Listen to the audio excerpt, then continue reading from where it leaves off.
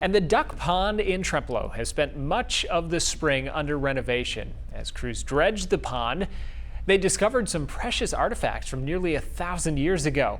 As News 19's Danny Smith explains, their findings are now being traced back to a Native American tribe that seemed to be traveling the Mississippi River. You never know what you're going to find in Trempealeau waters. A lot of what archaeologists find is what people either lost or threw away. So a lot of it is ancient garbage.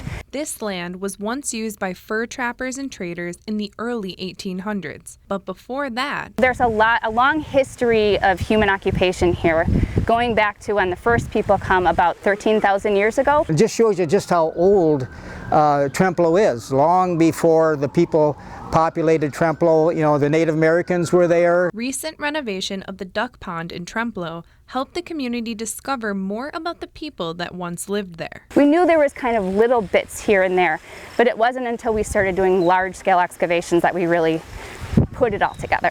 Danielle Benden and her husband Ernie Boshart spent years studying the history of Trempealeau.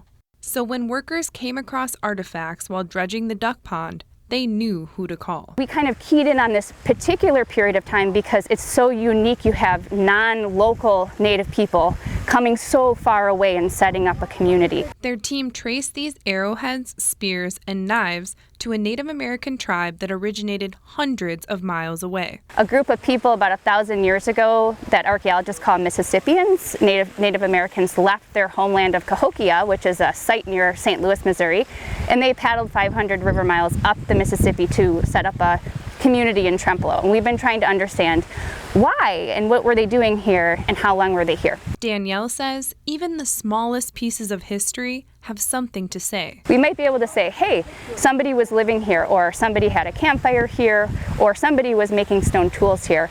All of the artifacts we find help us tell the story. People sometimes, when it comes to history, especially myself, can never get enough.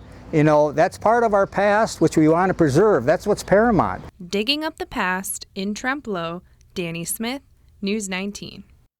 Now, crews are still working to prevent any further erosion to the duck pond, and Danielle and Ernie say they will continue working with the village if anything else of importance is found. In the meantime, the artifacts they found will be preserved at the W. La Crosse Archaeology Center.